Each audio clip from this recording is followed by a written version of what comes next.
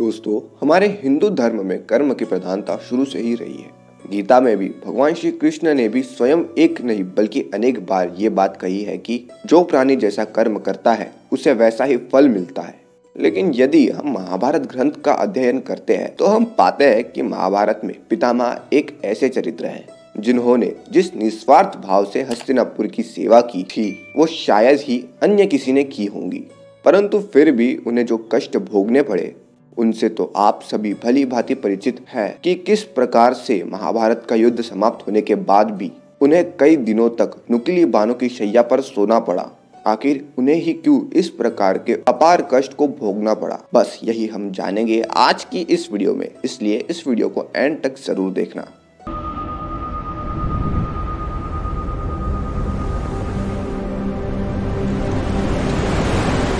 दोस्तों, भीष्म पितामह 58 दिनों तक बाणों की नुकीली शैया पर लेटे रहे।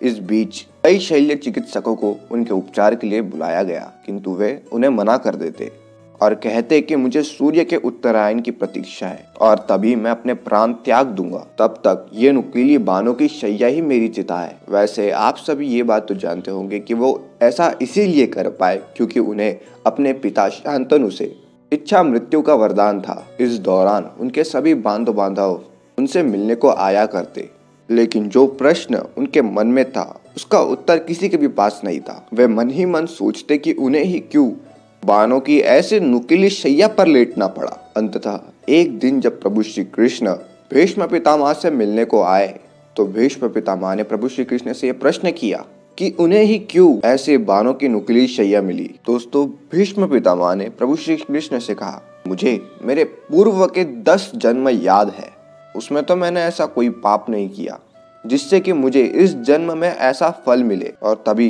प्रभु श्री कृष्ण ने भीष्म पितामह से कहा कि आपको आपके सिर्फ पूर्व के 10 जन्म याद है, लेकिन मुझे आपके उससे भी पूर्व जन्मों के बारे में पता है और मैं आपको उन जन्म में किए गए पापों के बारे में भी बता सकता हूँ और उसी पाप के कारण आपको ये अपार कष्ट भोगना पड़ रहा है। और इतना सुनकर भीष्म पितामह के मुख पर ऐसे भाव आ जाते हैं कि मानो उनके सर से कोई बहुत बड़ा बोझ उतर गया। तब प्रभु श्री कृष्ण भीष्म पितामह से कहते हैं कि ये बात आपके पूर्व के 10 जन्मों से भी पहले की है। आप अपने पूर्व जन्म में एक राजकुमार थे और आपको आखेट खेलने का बहुत शौक था और इसी के लिए आप हर बार अलग अलग वनों में जाते थे। और एक बार आप जब आखेट का अभ्यास करने के लिए एक वन से जा रहे थे तब आपके रास्ते में एक सर्प आ गया और आपने बिना सोचे समझे उसे उठाकर फेंक दिया, लेकिन वो करकेटा कांटों वाली झाड़ियों में जा फंसा और 18 दिनों तक तड़पता रहा। इस दौरान वो हर रोज यही प्रार्थना करता कि जिसने भी मेरा ऐसा हाल किया है उसका हाल मुझसे भी बुरा होना चाहिए। और प्रभु श्री कृष्ण ने कहा कि उसी के फल स्वरूप आपको इस जन्म में ऐसी अपार पीड़ा वाली मृत्यु मिली। तभी भीष्म पितामह ने फिर प्रभु श्री कृष्ण से प्रश्न किया